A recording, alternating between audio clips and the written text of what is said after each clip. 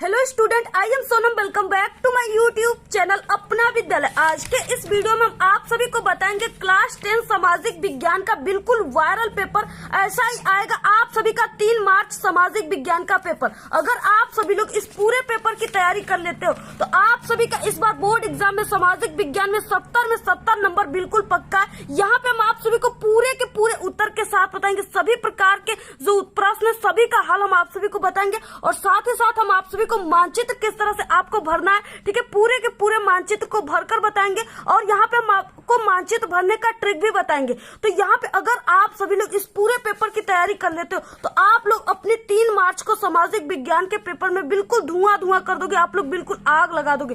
पूरे के पूरे क्वेश्चन जितना भी इस पेपर में बताएंगे सभी बिल्कुल इंपॉर्टेंट क्वेश्चन है, बिल्कुल वायरल क्वेश्चन है, ठीक है। आप लोग सिर्फ यहाँ पे आप लोग इस पेपर को तैयार कर लिए तो आप लोग 3 मार्च को सामाजिक विज्ञान के पेपर में बिल्कुल छाप के आओगे। तो आप लोग इस वीडियो को बिना स्किप के लास्ट तक देखिएगा, तभी आप सभी को पूरा का पूरा ये पेपर समझ में आएगा, सभी क्वेश्चन आंसर, ठीक है। और यहाँ पे देखिए ये मानचित्र है, इसको हम आप सभी को भर के बताएंगे किस तरह से आपको भरना है, क्योंकि ये आप सभी के सामाजिक विज्ञान क्लास 10 के पेपर में 10 नंबर का आता है, ठीक है। तो यहाँ पे हम आपको बहुत ही अच्छे तरीके से बताएंगे, चुटकियों में आप लोग समझ जाओगे। सबसे पहले हम आप सभी को बता दें कि जो आप सभी का क्लास 10 सामाजिक विज्ञान का पेपर होता है, ठीक है, वो पूर्णांक 70 का होता है और इसमें जो समय मिलते हैं वो 3 घंटे 15 मिनट का समय मिलता है और ये 15 मिनट आप सभी को इस पूरे प्रश्न पत्र को पढ़ना है, ठीक है। इसके बाद 20 नंबर का बहुविकल्पी क्वेश्चन न्यू पैटर्न के अनुसार आप सभी के एग्जाम में आएंगे इस बार, ठीक है। उसका आंसर आपको OMR आंसर शीट पे देना है, ठीक है।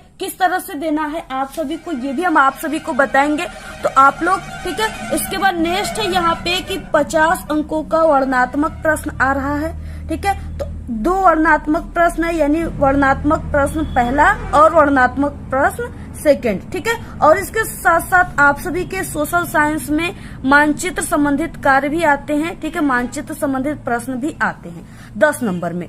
तो यहाँ पे देखिए सबसे पहला खंड अ है जो कि 20 नंबर का, यानी इसमें बहुविकल्पी क्वेश्चन है, ठीक है।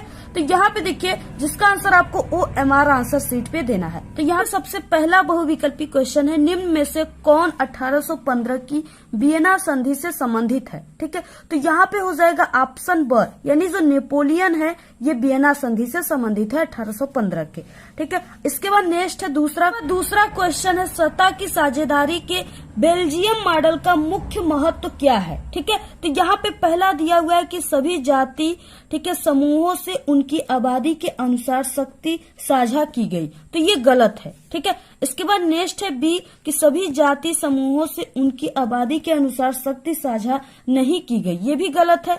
इसके बाद नेक्स्ट है स कि संप्रदायों को समान प्रतिनिधित्व दिया गया, ठीक है, ये बिल्कुल राइट है। तो ऑप्शन इसमें दूसरे का स राइट। इसके बाद देखिए नेक्स्ट है तीसरा क्वेश्चन, 1928 से 1934 के बीच भारत में गेहूं की कीमत 50% तक क्यों गिर गई, ठीक है। ये देखिए अगर आप लोग सही कर देते हो 20 बहुविकल्पी तो आपको 20 नंबर बिल्कुल पक्का है। तो यहाँ पे देखिए पहला दिया हुआ है बाढ़ के कारण, तो ये बिल्कुल गलत है। सूखे के कारण ये भी गलत है, ठीक है। तीसरा है महामंदी के कारण, ये बिल्कुल सही है। ऑप्शन स जो है वो राइट है, क्योंकि जो महामंदी है इसमें क्या होता था कि उत्पादन बहुत ज्यादा होती थी, खेती बाड़ी बहुत ज्यादा होते थे, लेकिन क्या उसके जो खरीदारी होती थी वो बहुत ही कम होती थी, इसलिए उसकी कीमत जो है वो बिल्कुल घटा दी गई थी, ठीक है। स ऑप्शन राइट है। इसके बाद नेक्स्ट है चौथा, ब्रिटेन वुड्स नामक संस्थापक निम्नलिखित में से कहां पर स्थित था, ठीक है। तो वो अमेरिका में स्थित था। इसके बाद नेक्स्ट है 5वां क्वेश्चन, निम्नलिखित में से कौन सा लक्षण संघीय सरकार से संबंधित नहीं है, तो वो है कठोर संविधान। कठोर संविधान जो है वो संघीय सरकार से संबंधित नहीं है। इसके बाद नेक्स्ट है क्वेश्चन 6वां, निम्नलिखित में से सामाजिक विभाजन का कारण क्या है। तो देखिए सामाजिक विभाजन का कारण धर्म भी हो सकता है, धर्म के कारण भी सामाजिक विभाजन होता है, और दूसरा है भाषा के कारण भी होता है, ठीक है। तो यानी दोनों ऑप्शन क्या है, दोनों राइट है। तो इसमें से ऑप्शन स यानी और वो दोनों राइट है। इसके बाद नेक्स्ट क्वेश्चन है, यदि हम लैंगिक विभाजन की बात करते हैं तो उसका अर्थ होता है, ठीक है। तो यहाँ पे देखिए समाज में स्त्री और पुरुष की असमान भूमिका, ये क्या है, सही है, बाकी ये सब क्या है, गलत है। इसके बाद नेक्स्ट क्वेश्चन है 8 राष्ट्रवाद का उदय सर्वप्रथम किस देश से हुआ था? तो आप सभी को पता होगा, इससे संबंधित 60 क्वेश्चन लॉन्ग क्वेश्चन दोनों है, हमने कई बार बता चुका है। अगर आप लोग नहीं देखे हो तो आप लोग सामाजिक विज्ञान के प्लेलिस्ट में, जो हमारे चैनल पे प्लेलिस्ट बना है, उसमें आप लोग जरूर जाकर इसको देखिएगा, ठीक है। तो वो फ्रांस है, बहुत ही इंपॉर्टेंट इसके 60 और लॉन्ग क्वेश्चन है, आप लोग उसको जरूर तैयार कीजिए, ये आपके पेपर में हर साल आता है। नेक्स्ट है, ड्यूक मेटरनिक ने हमारी सामाजिक व्यवस्था का सबसे खतरनाक दुश्मन किसको माना है? ठीक है, तो सबसे खतरनाक दुश्मन किसको माना है? ऑप्शन द, ठीक है, यानी जूसेपी मैत्सिनी को। ऑप्शन द राइट है। नेक्स्ट है, लोकतांत्रिक शासन व्यवस्था अन्य व्यवस्थाओं से अच्छी है क्योंकि यह, ठीक है, यहाँ पे दिया हुआ है कि नागरिकों में समानताओं को बढ़ा देती है, ठीक है, ये भी सही है। नेक्स्ट है, ब दिया हुआ है कि व्यक्ति की गरिमा को बढ़ावा देती है, ये भी बिल्कुल राइट है। तो यानी इसमें से दोनों ऑप्शन राइट है, ठीक है, ऑप्शन स राइट है। नेक्स्ट है 11वां क्वेश्चन कि मृदा किस प्रकार का प्राकृतिक संसाधन है? ठीक है, तो मृदा जो है यानी मिट्टी जो है नव्ययीकरण, तो यहाँ पे ऑप्शन नंबर अ राइट है, नव्ययीकरण। इसके बाद नेक्स्ट क्वेश्चन है, निम्नलिखित में से पंजाब में भूमि संकुचन के मुख्य कारण क्या है? ठीक है, तो वो है अत्यधिक सिंचाई, यानी ऑप्शन ब राइट है, अधिक सिंचाई। नेक्स्ट है, भारत के किस राज्य की शिशु मृत्यु दर निम्नवत है? यानी शिशु जो बच्चे हैं वो बहुत ही कम मरते हैं, कहाँ के? तो वो केरल के, ठीक है, ऑप्शन यानी 13 का अ वाला ऑप्शन राइट है। तो यहाँ पे इसके बाद नेक्स्ट है 14 क्वेश्चन, सार्वजनिक एवं निजी क्षेत्र को किस आधार पे वर्गीकृत किया जाता है? तो पहला ऑप्शन दिया हुआ है रोजगार की परिस्थितियां पर, ये गलत है, ठीक है। आर्थिक क्रिया की प्रकृति पे, ये भी गलत है। उद्यम का स्वामित्व, ठीक है, ये ऑप्शन राइट है, यानी ऑप्शन स राइट है। इसके बाद नेक्स्ट क्वेश्चन है, भूक्षरण से क्या तात्पर्य है? भूक्षरण का मतलब क्या होता है? यानी मिट्टियों की क्षरण, ठीक है, उससे क्या तात्पर्य है? तो यहाँ पे देखिए दिया हुआ है स वाला ऑप्शन, भूमि का उपजाऊ होना, ये गलत है। नेक्स्ट है, भूमि का दलदली होना, ये भी गलत है। भूमि का योजनाबद्ध उपयोग, ठीक है, ये भी गलत है। इसके बाद नेक्स्ट है, भूमि का अनउपजाऊ होना। तो देखिए इसमें बिल्कुल राइट आंसर जो होता है वो भूक्षरण का मतलब होता है मिट्टी का कटाव। क्या होता है? मिट्टी का कटाव होता है। लेकिन इसमें ये ऑप्शन नहीं दिया हुआ है, तो आप लोग यहाँ पे ऑप्शन अ लिख दोगे, मार दोगे, ठीक है, यानी ऑप्शन अ जो है वो राइट है, भूमि का अनउपजाऊ होना। क्योंकि मिट्टी का कटाव जब हो जाएगा तो भूमि क्या हो जाएगी? अनउपजाऊ हो जाएगी। नेक्स्ट है, गोंडवाना कोयला का जमाव किस क्षेत्र में नहीं पाया जाता है? तो वो चंबल घाटी में नहीं पाए जाते हैं। नेक्स्ट है, भूमिहीन ग्रामीण, यानी भूमिहीन का मतलब जिनके पास खेती बाड़ी नहीं है, ठीक है, यानी खेती नहीं है। तो भूमिहीन ग्रामीण मजदूरों के लिए सबसे अधिक उपयुक्त विकास का लक्ष्य कौन सा है? तो देखिए जिसके पास भूमि नहीं है और वो ग्रामीण भी हैं, तो वो क्या कर देंगे? वो अत्यधिक मजदूरी करके अपना रोजी रोटी, ठीक है, अपने पेट चलाएंगे। तो यहाँ पे यानी कि अत्यधिक मजदूरी, अधिक मजदूरी, ऑप्शन जो है राइट। नेक्स्ट 18वां, निम्नलिखित में से कौन सा व्यापार अवरोधकों का लक्षण नहीं है? ठीक है, तो कौन सा व्यापार जो है वो अवरोधकों का लक्षण नहीं है? वह है विश्व व्यापार संगठन, व्यापार अवरोधकों को बढ़ावा देता है, ठीक है, ये अवरोधकों को क्या करता है? बढ़ावा देता है। नेक्स्ट 19 क्वेश्चन, निम्न में से कौन सा परंपरागत ऊर्जा का स्रोत नहीं है? तो वो है भूतापीय ऊर्जा, ठीक है, और इसमें अगर आ जाता है कि कौन सा परंपरागत ऊर्जा का स्रोत है, तो वो है कोयला, ठीक है। नेक्स्ट है, वैश्वीकरण का बहुराष्ट्रीय कंपनियों के निवेश पर क्या प्रभाव पड़ता है? तो देखिए बहुराष्ट्रीय कंपनियों के निवेश में वृद्धि हुई है, ये भी सही है। बहुराष्ट्रीय कंपनियों द्वारा भारत के विदेशी व्यापार के अधिकांश भाग पर नियंत्रण हुआ, ये भी सही है। बहुराष्ट्रीय कंपनियों के आगमन से लोगों की आर्थिक स्थिति में, ठीक है, सुदृढ़ हुआ है, यानी सुदृढ़करण हुआ है, ये भी सही है, ठीक है, और यानी कि सभी सही है। तो क्या हो गया? उपरोक्त सभी, यानी पूरा का पूरा ऑप्शन सही है। इसके बाद देखिए खंड ब आ गया, ठीक है, जो कि आपका 50 नंबर का है और इसमें वर्णनात्मक प्रश्न दिया हुआ है। तो यहाँ पे वर्णनात्मक प्रश्न पहला दिया हुआ है और इसके बाद वर्णनात्मक प्रश्न दूसरा भी दिया हुआ है। तो यहाँ पे पहला जो वर्णनात्मक प्रश्न है, इसका उत्तर आप सभी को 80 शब्दों में लिखना है, ठीक है। इसका मतलब कि आप सभी को यानी कि 1.5 पेज में आपको इसका आंसर लिखना है, तभी जाकर आपको 4 नंबर मिलेंगे। ये 4 नंबर वाले क्वेश्चन है। तो यहाँ पे देखिए सबसे पहले क्वेश्चन क्या है, इसका पूरा का पूरा हम आप सभी को आंसर के साथ बताएंगे। तो यहाँ पे देखिए पहला क्वेश्चन है, प्रथम विश्व युद्ध के पश्चात होने वाली महामंदी के कारणों की समीक्षा कीजिए। ठीक है, पहला क्वेश्चन ये दिया हुआ है। तो यहाँ पे देखिए इसका आंसर क्या हो जाएगा। सबसे पहले आप सभी को अपनी कॉपी में इस तरह से लिखना है, प्रथम विश्व युद्ध के पश्चात होने वाली महामंदी के कारण जो है वो निम्नलिखित है। ठीक है,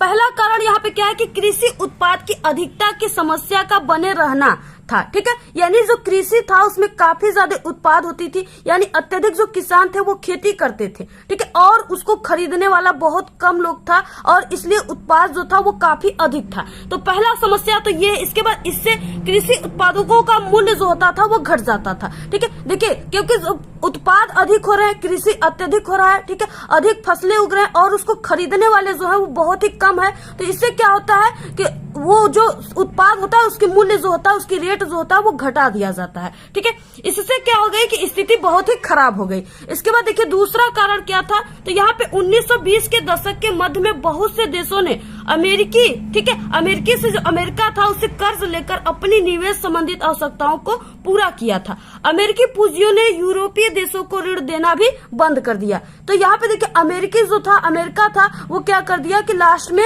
यूरोप देशों को ऋण देना भी बंद कर दिया। ठीक है, तीसरा कारण है, अमेरिका इस मंदी से गंभीर रूप से प्रभावित हुआ क्योंकि बैंकों ने घरेलू ऋण वापस लेना शुरू कर दिया। यानी जो भी घरेलू ऋण दिया गया था वो बैंक क्या किए कि वो वापस लेना शुरू कर दिया। तो इससे क्या हो गया कि ये प्रथम विश्व युद्ध जो था इसमें महामंदी हो गया। ठीक है, पहला क्वेश्चन में 2 क्वेश्चन था। आप लोग पहले वाला क्वेश्चन का आंसर लिखिए या यहाँ पे अथवा दिया इस क्वेश्चन का आंसर लिखिए। ठीक है, ये वाला जो क्वेश्चन है काफी सरल है, आप लोग इसी क्वेश्चन का आंसर लिखिएगा। तो यहाँ पे दूसरा है, 1928 से 1934 के मध्य होने वाली महामंदी का भारतीय अर्थव्यवस्था पर पड़ने वाले प्रभावों की समीक्षा कीजिए। ठीक है, तो आप लोग इसको बना करके लिख सकते हो। ठीक है, यानी कि आर्थिक समस्या, सामाजिक समस्या, यानी जो भी समस्या है आप लोग इस तरह से बना करके इसको लिख सकते हो। इसके बाद नेक्स्ट दूसरा क्वेश्चन, सत्ता की साझेदारी लोकतंत्र की आत्मा है, इस कथन की विवेचना कीजिए। ये भी क्या है, 4 नंबर का क्वेश्चन है। ठीक है, तो इसका आंसर यहाँ पे क्या हो जाएगा। देखिए सत्ता की साझेदारी लोकतंत्र की आत्मा है। ठीक है, सबसे पहले आपको इस तरह से लिखना है। इसके बाद यह इस बात पर बल देता है कि ठीक है सत्ता की साझेदारी का कार्य मूल्यवान होता है, बहुत ही मूल्यवान है, और सत्ता की साझेदारी लोकतंत्र की आत्मा है, यानी इतना मूल्यवान है ये सत्ता की साझेदारी कि उसको आत्मा कहा गया है। लोगों को यह परामर्श करने का अधिकार है कि उन्हें किस प्रकार नियंत्रित किया जाए। यह एक वैध सरकार है, वह है ठीक है जहां भागीदारी के माध्यम से नागरिक शासन व्यवस्था से जुड़ते हैं। उदाहरण हो जाएगा, भारत में नागरिकों को सरकारी योजना और नीतियों की आलोचना करने का अधिकार है।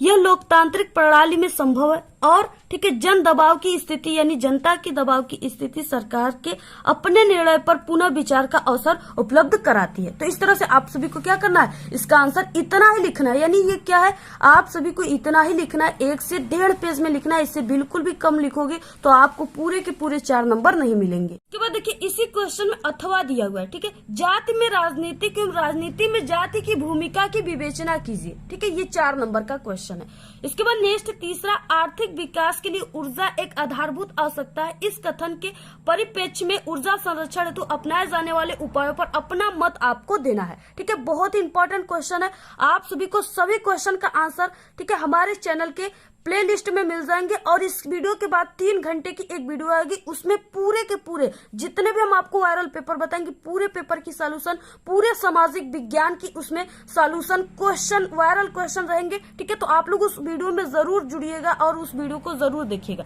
इसके बाद इसमें अथवा है, परिवहन तथा संचार के साधन किसी भी देश की जीवन रेखा तथा अर्थव्यवस्था क्यों कहे जाते हैं। ठीक है, तर्क सहित आपको उत्तर देना है। तो इसका आंसर हो जाएगा, देखिए क्या हो जाएगा, बहुत समय तक व्यापार तथा परिवहन सुविधा एक सीमित क्षेत्र तक संचालित की जाती थी। ठीक है, पहले क्या होता था कि यहाँ पे परिवहन की ज्यादा सुविधा नहीं होती थी।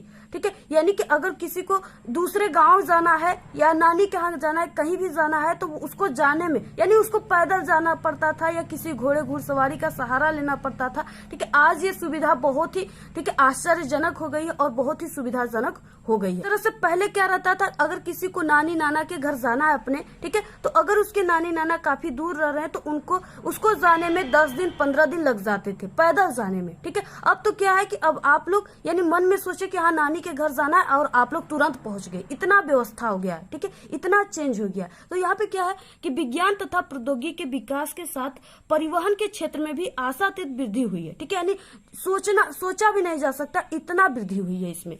ठीक है, सक्षम व तीव्र गति वाले परिवहन से आज संसार एक बड़े गांव के रूप में परिवर्तित हो गया है। परिवहन का विकास, यह विकास संचार साधनों के विकास से संभव हो सकता है। इसलिए परिवहन वो संचार एक दूसरे के पूरक है। ठीक है, परिवहन और संचार व्यवस्था जो है वो एक दूसरे के पूरक है।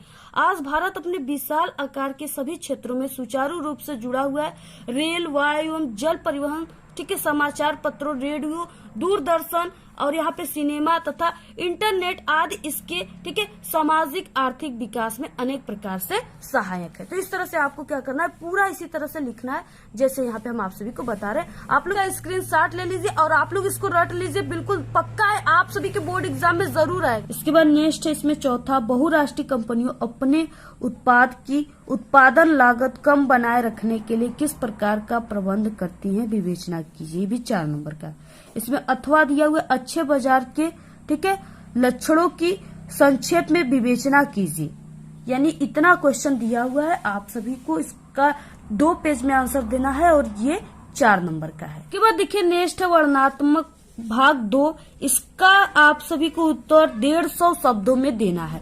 150 का मतलब आप सभी को इसका आंसर 3 से 4 पेज में देना है और बकायदे आपको हेडिंग वगैरह डालकर इसका आंसर लिखोगे तभी आपको 6 नंबर मिलेंगे। ये 6 नंबर के क्वेश्चन है। ठीक है, तो यहाँ पे दिया हुआ है 5वां, महात्मा गांधी द्वारा चलाए जाने वाले असहयोग आंदोलन के क्या कारण थे, इसे उन्होंने क्यों स्थगित किया। क्वेश्चन में था कि महात्मा गांधी ने कितने आंदोलन चलाए थे। ठीक है, तो जो महात्मा गांधी थे इन्होंने 3 आंदोलन चलाए थे।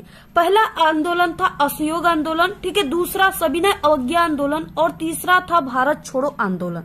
तो आपको इस तरह से सबसे पहले लिख देना है। आपको असहयोग आंदोलन के सिर्फ बारे में लिखना है, उसका कारण लिखना है, परिणाम लिखना है और उसे क्यों स्थगित किया गया। ठीक है, तो आपको यहाँ पे असहयोग आंदोलन हेडिंग डाल देना है। अब देखिए असहयोग आंदोलन क्यों चलाया गया था, तो असहयोग आंदोलन 1 अगस्त 1920 को शुरू हुआ था। ठीक है, क्योंकि इसी दिन 1 अगस्त 1920 को बाल गंगाधर तिलक का निधन हो गया था। कांग्रेस ने गांधी जी की इस योजना को स्वीकार कर लिया। ठीक है, जब ब्रिटिश सरकार ने, यानी ब्रिटिश का मतलब हो गया अंग्रेज, ठीक है, अंग्रेज सरकार ने कांग्रेस की मांगों को मानने से इनकार कर दिया तथा जून 1920 में इलाहाबाद में ठीक है सर्वदलीय सभा ने और विद्यार्थियों ने सरकारी स्कूल और कॉलेजों को ठीक है और न्यायालयों में जाना बंद कर दिया था। इसलिए यहाँ पे असहयोग आंदोलन चलाया गया था। ठीक है, तो इस तरह से आप लोग यहाँ पे लिख दीजिएगा कि असहयोग आंदोलन क्यों चलाया गया, तो आपको यही लिखना है। और ये क्वेश्चन अगर आप लोग तैयार कर लिए तो ये 60 क्वेश्चन में भी आता है और आपके बहुविकल्पी क्वेश्चन में भी आएगा। ठीक है, यानी कि अगर आप लोग इस एक क्वेश्चन को दीर्घोत्तरी क्वेश्चन को तैयार करोगे, ठीक है, तो आपका 10 नंबर बिल्कुल पक्का है। उससे लघुत्तरी क्वेश्चन भी बन जाते हैं, ठीक है, बहुविकल्पी और दीर्घोत्तरी क्वेश्चन भी बन जाते हैं। इसके बाद देखिए असहयोग आंदोलन का कारण पूछ रखा था क्वेश्चन में, तो आपको कारण भी लिखना है। यानी जितना बड़ा क्वेश्चन है पूरे क्वेश्चन का आंसर लिखोगे तभी आपको 6 नंबर पूरे के पूरे टीचर देंगे। ठीक है, तो यहाँ पे असहयोग आंदोलन का कारण क्या था, तो इस तरह से आपको हेडिंग डाल देना है। तो यहाँ पे देखिए असहयोग आंदोलन के मुख्य 3 कारण थे। पहला था स्वराज्य की प्राप्ति करना, ठीक है, दूसरा था खिलाफत का मुद्दा लेकर सरकार पर दबाव डालना, यानी जो खिलाफत आंदोलन शुरू हुआ था। ठीक है, इसके बाद तीसरा था पंजाब में सरकार की बर्बर कार्रवाई के खिलाफ न्याय प्राप्त करना, चौथा था रॉलेट एक्ट और जलियांवाला बाग हत्याकांड जो कि 1919 ईस्वी में अमृतसर में हुआ था। ठीक है, तो ये थे इनके असहयोग आंदोलन के कारण। तो यहाँ पे हमने आपको 4 कारण बताया, आपको 3 कारण ही जो इसमें से सरल है उसको याद कर लेना है। बाद आपको हेडिंग डालना है असहयोग आंदोलन वापस क्यों लिया गया या असहयोग आंदोलन को स्थगित क्यों किया गया। ठीक है, तो यहाँ पे देखिए गांधी जी ने 1920 में असहयोग आंदोलन शुरू किया था। ये भी सन भी आपको तैयार कर लेना है कि कब असहयोग आंदोलन शुरू हुआ था। ठीक है, परंतु 5 फरवरी 1922 में गोरखपुर के चौरी चौरा में हिंसक घटना घटित हुआ। ठीक है, यानी कि जो गोरखपुर में चौरी चौरा नामक स्थान है, यानी जो जेल था, उसमें 5 फरवरी 1922 में एक घटना घटित हो गया, जिसमें जो पुलिस वाले थे वो जिंदा जल गए थे। ठीक है, तो आगे हम आपको बताते हैं। हिंसक घटना घटित हुआ जिसके तहत भीड़ ने पुलिस थाने को आग लगा दी। ठीक है, जिसमें थानेदार सहित यानी 22 पुलिसकर्मी जो है वो जिंदा जलकर मर गए थे। ठीक है, इस घटना को देखते हुए महात्मा गांधी ने असहयोग आंदोलन को वापस लेने का निर्णय किया। ठीक है, या वापस ले लिया। तो इस कारण से जो महात्मा गांधी थे वो अपने इस असहयोग आंदोलन को स्थगित कर दिए थे, यानी वापस ले लिए थे, क्योंकि इसमें पुलिस वाले क्या हुए थे, जलकर मर गए थे। इस कारण से इसके बाद देखिए असहयोग आंदोलन का परिणाम क्या था, ये बहुत ही इंपॉर्टेंट है। ठीक है, आपके लघु उत्तरीय क्वेश्चन में भी पूछ लेता है कि असहयोग आंदोलन का परिणाम क्या था। तो अगर आप लोग को तैयार रहेगा तभी आप लोग लिख पाओगे। तो यहाँ पे देखिए असहयोग आंदोलन का परिणाम क्या था। इससे पहले हम आपको बता दें कि अगर आपको इतनी बड़ी क्वेश्चन नहीं याद होती है, तो अगर आपको इस टॉपिक पे वीडियो चाहिए कि सामाजिक विज्ञान में दीर्घ उत्तरीय क्वेश्चन को या लघु उत्तरीय क्वेश्चन को ट्रिक से कैसे लिखे, तो आप लोग जरूर कमेंट कीजिएगा, हम आपको तुरंत वीडियो प्रोवाइड करा देंगे। ठीक है, तो यहाँ पे देखिए असहयोग आंदोलन का परिणाम क्या था। तो यहाँ पे पहला है कि इस आंदोलन ने जनता को निर्भीक बना दिया। ठीक है, यानी कोई न कोई आंदोलन होता है तो उससे जनता को सीख मिलता है, निर्भीक बना देता है, वो निडर हो जाता है। ठीक है, तो वही असहयोग आंदोलन से भी हुआ। नेक्स्ट दूसरा, असहयोग आंदोलन के माध्यम से गांधी जी ने राष्ट्रीय आंदोलन को जन आंदोलन में परिवर्तन किया। यानी जो राष्ट्रीय आंदोलन था, ठीक है, इस आंदोलन के होने के बाद वो आंदोलन जन आंदोलन में परिवर्तन हो गया। यानी जन आंदोलन का मतलब कि जनता के आंदोलन में परिवर्तन हो गया। ठीक है, तीसरा है स्वदेशी वस्तुओं को बढ़ावा दिया गया था तथा विदेशी वस्तुओं का बहिष्कार किया गया। अब जब असहयोग आंदोलन नहीं हुआ था, ठीक है, तो क्या होता था कि भारतीय लोग विदेशी वस्तुओं का ज्यादा से ज्यादा इस्तेमाल करते थे, और सभी लोग। जब ये असहयोग आंदोलन हो गया तो लोग क्या करने लगे, भारतीय लोग, कि स्वदेशी जो अपने देश में होता था सामान, कपड़े वगैरह, ठीक है, खादी के, उन सब चीजों का यूज करने लगे, और जो विदेश के जो अंग्रेजों के सामान थे उसका बहिष्कार करने लगे।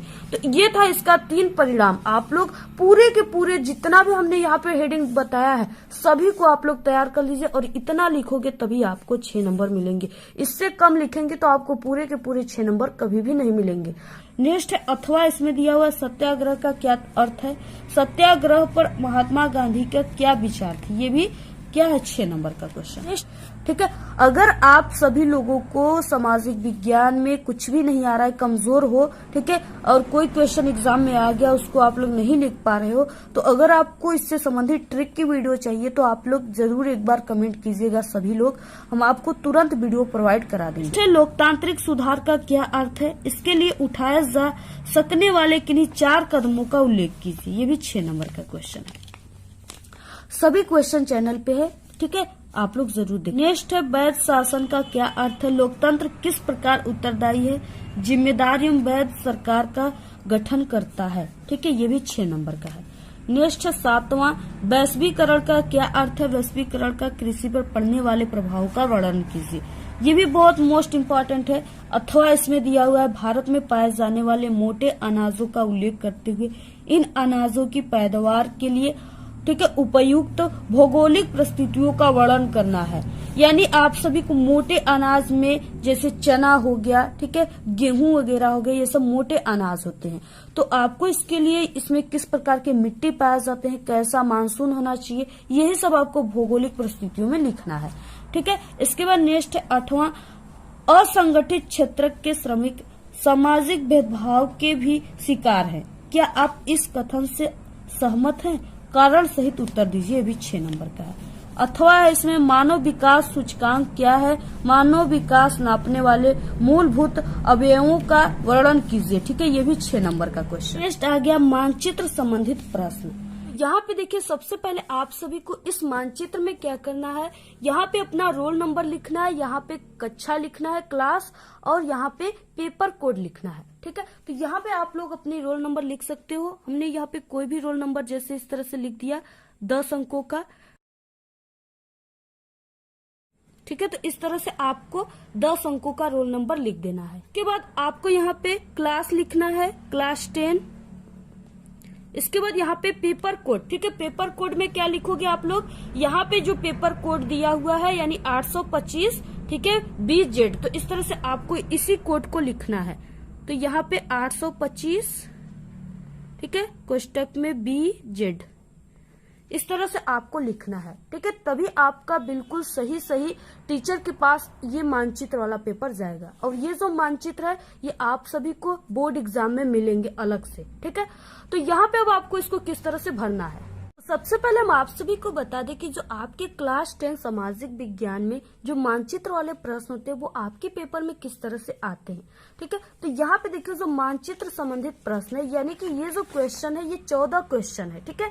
तो यहाँ पे दिया हुआ है, सबसे पहले हम आपको बता दें कि निम्नलिखित स्थानों को भारत के दिए गए रेखा मानचित्र में यानी चिन्ह द्वारा नाम सहित दर्शाइए, ठीक है। सही नाम तथा सही अंकन के लिए आप सभी को यानी आधा प्लस आधा 1 नंबर निर्धारित है। आधा अगर आप लोग सही नाम लिखते हो और आधा अगर आप लोग इस मानचित्र में सही से दर्शाते हो उस स्थान को कि वो स्थान कहाँ पे है, ठीक है, तो आपको आधा नंबर यानी कि 1 नंबर का ये क्वेश्चन है।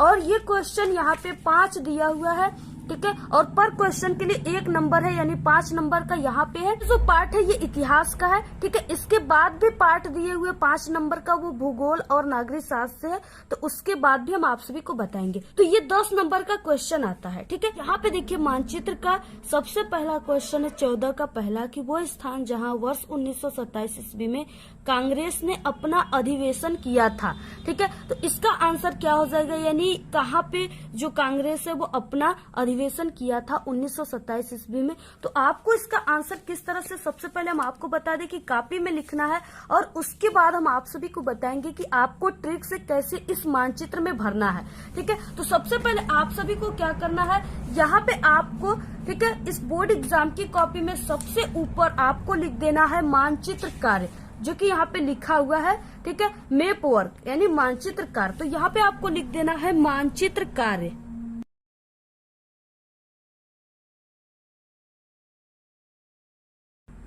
इस तरह से आपको मानचित्र कार्य लिखना है।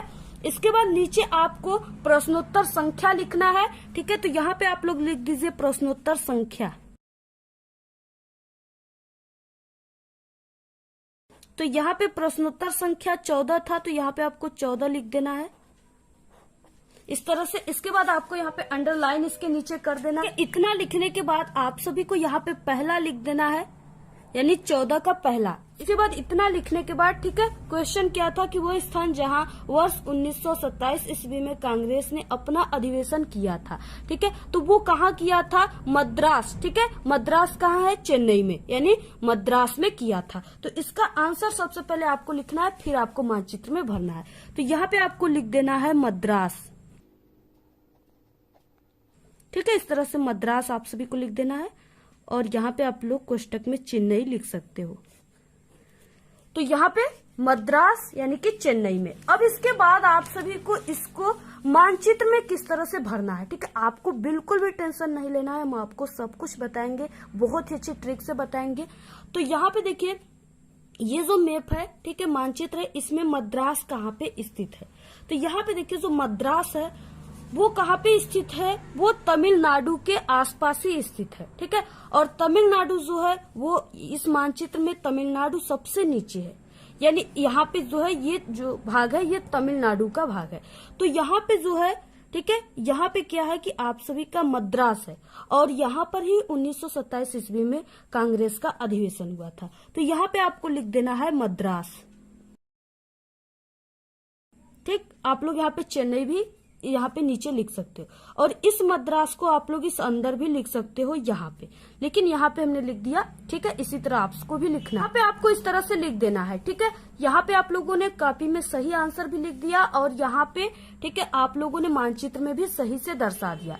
अब आप सभी को टीचर क्या करेंगे कि 1 नंबर पूरे के पूरे नंबर दे देंगे।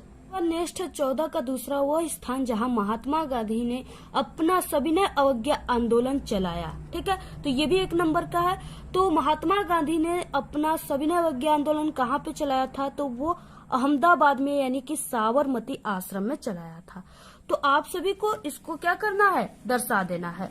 आपको सबसे पहले कि लिखना है, तो यहाँ पे आपको लिखना है साबरमती आश्रम।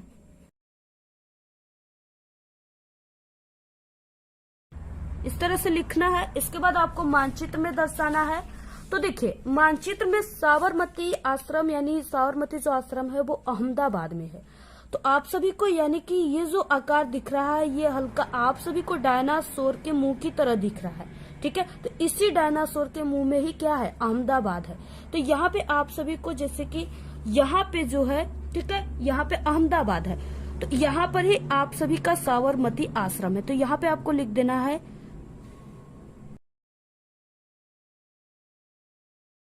ठीक है, यहाँ पे आपको लिख देना है इस तरह से, या आप लोग यहाँ से, ठीक है, यहाँ पे इस तरह से तीर लगाते हुए यहाँ पे भी आप लोग लिख सकते हो, यहाँ पे आपका जगह नहीं है तो इस तरह से आपको लिख देना है। इसके बाद देखिए नेक्स्ट क्वेश्चन क्या है इसमें। नेक्स्ट है कि वह स्थान जहाँ कांग्रेस ने अपना कांग्रेस अधिवेशन 1929 में किया था, ठीक है। तो वो कहाँ किया था, तो वो लाहौर में किया था। लाहौर कहाँ पे है, पाकिस्तान में है, ठीक है। तो आपको किस तरह से अब लिखना है, सबसे पहले यहाँ पे आपको लिख देना है लाहौर। इसके बाद अब मानचित्र में आपको लिखना है। तो यहाँ पे मानचित्र में देखिए लाहौर जो है वो कहाँ पे स्थित है, तो जो मानचित्र है, ठीक है, उसमें लाहौर यहाँ पे स्थित है, यानी यहाँ पे क्या है, लाहौर। इस तरह से यहाँ पे लाहौर है। यहाँ पे इस तरह से अगर आप लोग करते हो तो आपको पूरे के पूरे नंबर मिलेंगे। तो इस तरह का नेक्स्ट क्वेश्चन है, वह स्थान जहाँ नील की खेती वाले किसानों ने सत्याग्रह किया था, ठीक है। तो वो कौन सा स्थान है, वो चंपारण है। चंपारण कहाँ पे पड़ता है, बिहार में। तो यहाँ पे इस भारत के नक्शे में जो बिहार का क्षेत्र है, ठीक है, ये जो पूरा क्षेत्र आपको दिखाई दे रहा है ये बिहार का क्षेत्र है, और ये जो पूरा बड़ा सा क्षेत्र है ये अपना यूपी है, ठीक है। तो यहाँ पे बिहार जो है यहाँ पे है, और इसी में आपका चंपारण है। तो यहाँ पे क्या है, चंपारण है, ठीक है, क्या है, चंपारण। इस तरह से आपको यहाँ पे लिख देना है चंपारण। इसके बाद देखिए इसमें भी आपको लिख देना है चंपारण। इसके बाद नेक्स्ट क्वेश्चन है, वह स्थान जहां जलियांवाला बाग हत्याकांड हुआ, ठीक है। तो जलियांवाला बाग हत्याकांड अमृतसर में हुआ था 1919 ईस्वी में। तो अमृतसर जो है, ठीक है, वो कहाँ पे है इस भारत के मानचित्र में। तो देखिए जो अमृतसर है ना वो इंडिया और पाकिस्तान के बॉर्डर पे स्थित है, ठीक है। तो यहाँ पे देखिए जो यहाँ पे है यानी इसी लाहौर के आसपास जो है वो अमृतसर है। तो यहाँ पे क्या है, अमृतसर है, ठीक है। तो इस तरह से आपको अमृतसर लिख देना है और यहाँ पे भी लिख देना है।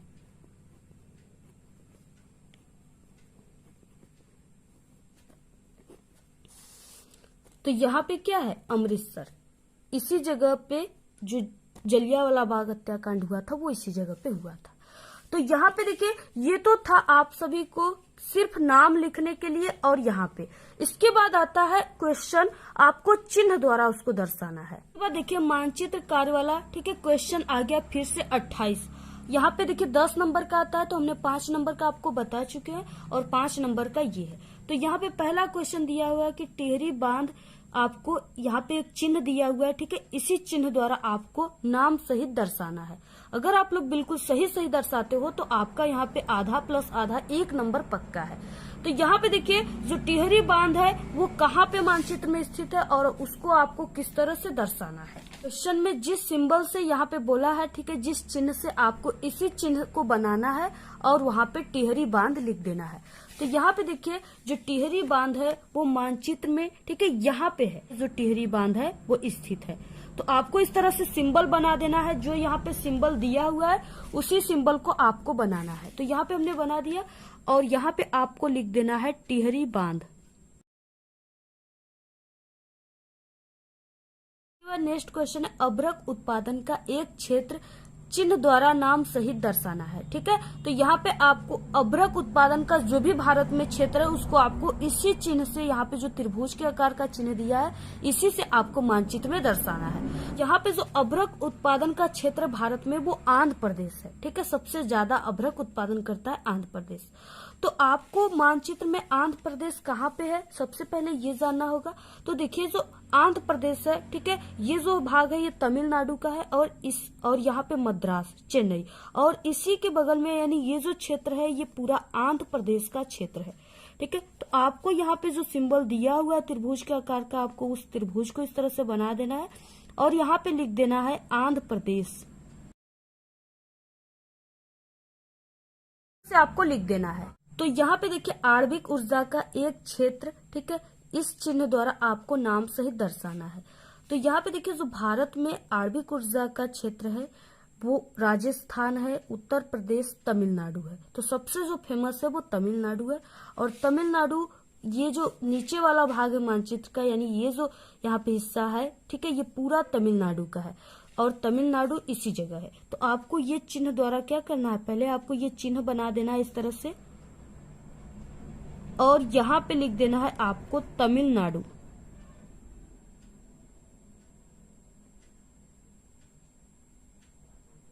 ठीक है, इस तरह से आपको क्या लिखना है, तमिलनाडु। इसके बाद देखिए नेक्स्ट क्वेश्चन है ताप्ती नदी, यानी नदी की सिंबल इस तरह से होता है, ताप्ती नदी चिन्ह द्वारा दर्शाइए। तो जो ताप्ती नदी है वो सूरत में है, ठीक है, और सूरत कहाँ पे है, तो इस तरह से आप सभी को जो सूरत है, ठीक है, वो यहाँ पे है, यानी इसी अहमदाबाद के अगल बगल सूरत है। यहाँ पे क्या है, सूरत है और इसी जगह क्या है, ताप्ती नदी बहती है।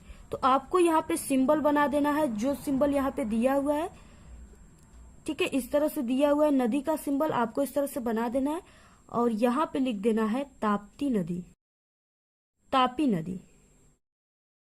इस तरह से यहाँ पे देखिए तापी नदी को आपको लिख देना है, ठीक है, इसी ताप्ती नदी को ही तापी नदी कहते हैं। इसके बाद नेक्स्ट क्वेश्चन है पांचवा, प्रयागराज नगर, ठीक है, इस चिन्ह द्वारा आपको दर्शाना है। तो यहाँ पे देखिए जो प्रयागराज है वो कहाँ पे है, तो हमारे उत्तर प्रदेश में ही लखनऊ के आसपास है।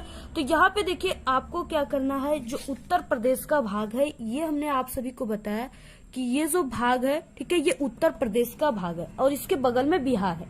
तो यहाँ पे यानी ये जो भाग है यहाँ पे हम लिख देते हैं लखनऊ, ठीक है, यूपी का भाग है और इसी के ही यहाँ पे क्या है, प्रयागराज है। ठीक है, तो आपको उसी सिंबल से दर्शाना है, जो यहाँ पे सिंबल दिया हुआ है, ठीक है, चिन्ह उसी से ही दर्शाना है। तो ये जो चिन्ह है कुछ इस तरह से दिया हुआ है, तो आपको यहाँ पे लिख देना है प्रयागराज, ठीक है, प्रयागराज नगर। इस सिंबल से आपको दर्शाना है इसी तरह से जैसे हमने यहाँ पे दर्शाया हुआ है। तो आपको ये पूरा मानचित्र इसी तरह से भरना है जैसे यहाँ पे हमने आपको बताया है, ठीक है। और यहाँ पे आप लोग इस तरह से, ठीक है, प्रश्नोत्तर संख्या यहाँ पे 28 लिख करके यहाँ पे जितने भी है आप लोग जो भी लिखे हो आपको इसमें लिख देना है, ठीक है। जैसे यहाँ पे जो अभ्रक उत्पादन था वो तमिलनाडु में था, तो आप लोग इसमें तमिलनाडु लिख दीजिएगा, ठीक है। इसके बाद जो प्रयागराज है वो यूपी में है, तो आपको यूपी में लिख देना है, ठीक है। ताप्ती नदी सूरत में है, तो वो सब आपको यहाँ पे लिख देना है। आप लोग इसमें लिखिए या ना लिखिए, आपको सिर्फ यहाँ पे दर्शा देना है, बस हो जाएगा। आपको पूरे के पूरे 10 नंबर मिलेगा अगर आप लोग ऐसे भरते हो तब, ठीक है। तो इस ट्रिक से आप लोग भरिए और आपको पूरे के पूरे 10 नंबर मिलेगा। आप लोग इस वीडियो को अपने सभी दोस्तों में शेयर कीजिए और आपको जिस टॉपिक पे वीडियो चाहिए आप लोग जरूर कमेंट कीजिए। तो आपको ये वीडियो कैसा लगा? अगर वीडियो पसंद आए तो एक बड़ा सा लाइक कर दें, चैनल पे नए तो सब्सक्राइब करके बेल आइकन को जरूर प्रेस कर दें। वीडियो को शेयर करना बिल्कुल ना भूले और कमेंट करना भी बिल्कुल ना भूले। Thanks, all the very best, bye bye.